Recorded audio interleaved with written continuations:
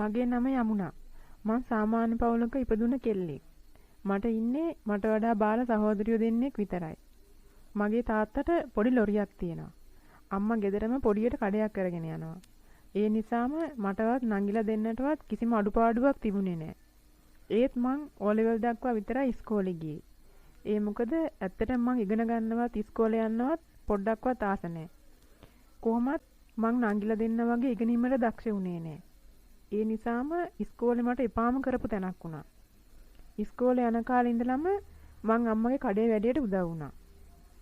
අම්මා උයද්දි කඩේ හිටියේ මං. ඇත්තටම මං ඒකට ගොඩක් ආස කළා. ඒ වගේම මං ඒ වැඩට දක්ෂයි. ඒ නිසා අම්මා මට කඩේ බාර දීලා නිදහසේ ගෙදර වැඩක් කරගත්තා. මං කඩේ ඉන්නකොට බිස්නස් වැඩි කියලා අම්මා තාත්තත් එක්ක කියනවත් මට ඇහිලා තියෙනවා. ඉස්කෝලේ නතර වුණාට පස්සේ කඩේ වැඩ දිගටම කරේ මං. අම්මා කරේ මගෙන් අහලා කඩේට අඩුබඩු ගෙනත් දාපු එකයි හවසට සල්ලාච්චු බාරගත්ත එකයි විතරයි. ওই විදියට ටික කාලයක් ගෙවිලා යද්දී මගේ ඔළුවටත් එක එක විදිහේ විකාර එන්න පටන් ගත්තා. කඩේට නිතර යන කොල්ලු සෙට් එකක් හිටියා. උන් ගොඩක් වෙලාවට කඩේට එන්නේ සිගරට් එකක් බීම බෝතලයක් වගේ දෙයක් ගන්න. උන් පස්සේ මට එක එක විදිහේ විහිළු කළා.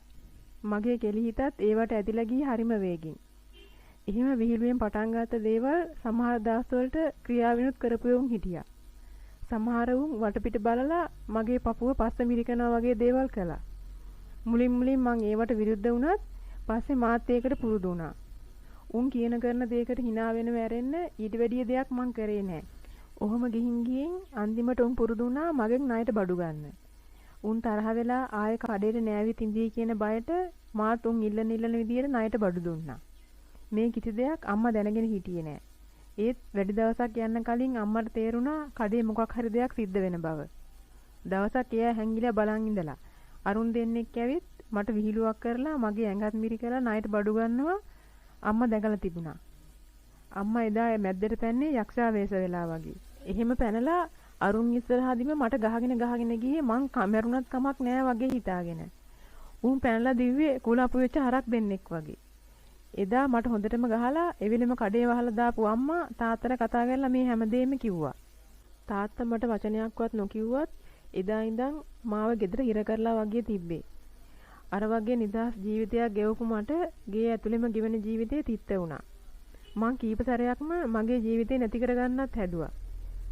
ගෙදර අම්මා උයන දෙයක්වත් මං කෑවේ නෑ.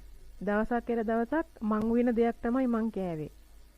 ඔහොම ඉන්නකොට තමයි අපේ අම්මගේ ඈතින් නෑවෙන අම්මගේ මල්ලි කෙනෙක් අපේ ගෙදර නිතර යන්න එන්න උනේ. එයා නිමල්. නිමල් මාමා අපේ අම්මට වඩා අවුරුදු 2යි බාල. ඒත් එයාට වයසක් කියන්න බෑ. හරිම කඩවසම් බවක් එයාගේ තිබුණේ. එයා බැඳලා ළමයෙකුත් ඉන්නවා අපේ පොඩි නංගිගේ වයස. එයා අපේ ගෙදර අයත් එක්ක ගොඩක් හිතවත් වුණා. ඒ නිසාම මං ගැන හැමදේම අම්මා එයාට කියලා තිබුණා. මං හරි හිතුවක්කාරයි පුළුවන් නම් එයාත් එක්ක පොඩ්ඩක් කතා කරලා මට තේරුම් කරලා දෙන්න කියලා අම්මා එයාට කියලා. දවසක් මං කාමරේ ඉද්දි එයා කාමරේටම ආවා. ඇවිත් මාත් එක්ක ගොඩක් වෙලා කතා කර හිටියා. ඇත්තම කිව්වොත් මගේ හිත හැදෙන ගොඩක් දේවල් එදා එයා කිව්වා. මං මොනාත්ම නොකිය එයා කියන දේවල් අහගෙන හිටියා විතරයි. අන්තිමට එයා මගේ ළඟට ඇවිත් මගේ ඔළුව අතගාලා කිව්වා මං ඔයාට ආදරෙයිනේ. ඒ නිසා මං කියන දේ අහනවා නේද කියලා. ඇත්තටම මට එදා මොනවා වුණාද කියලා මංවත් දන්නේ නැහැ. එදා ඉඳන් මං ගොඩක් වෙනස් වුණා. එයා කියපු දේවල් අහලා මං ඉස්සර වගේම ගෙදර අයත් එක්ක සතුටින් ආදරෙන් හිටියා. මේ දේ දැනගත්තට පස්සේ ගෙදර අය එයාට ගොඩාක් ස්තුති කළා. එයා කරපු දෙයට. ඊට පස්සේ ඉඳන් එයා අපේ ගෙදර අයත් එක්ක තිබුණ හිතවත්කම තවත් වැඩි වුණා. එයාගේ මගේ හිතවත්කම අලුත් නමකින් හොඳටම වැඩි වුණා. මං එයාට ආදරය කළා. පිස්සුවෙන් වගේ ආදරය කරා. මට වඩා අවුරුදු 18ක් වැඩිමල් ඒ මිනිස්සයාට මං පිස්සු වැටුණා. එයාත් මට ආදරය කරා. ඒත් ඒ එක සීමාවක ඉඳගෙන. ඒත් මට එහෙම සීමා මායිම් තිබුණේ නැහැ. එයා හැමදාම දවසට එකපාරක් හරි අපේ ගෙදර ආවා. එයා එනකන් මං මග බලාගෙනයි හිටියේ. එයයි මායි කොච්චර තනියෙන් කතා කර හිටියත් ඒක අම්මලාට ප්‍රශ්නයක් උනේ නැහැ. එයා ඒ ආපු හැම දවසකම මාව ඉඹලා තමයි ආපහු ගියේ. මං එයාට හැමදාම බල කළා මාව එළියට එක්කයි යන්න කියලා. දවසක් අම්මට බොරුවක් කියලා එයා මාව එහෙම එක්කන් ගියා. ඒ එක්කගෙන ගියේ එයාගේ හොඳම යාළුවගේ ගෙදරට. යාළුවා අපිට ගේ බාර දීලා එළියට බහැලා යන්න ගියා.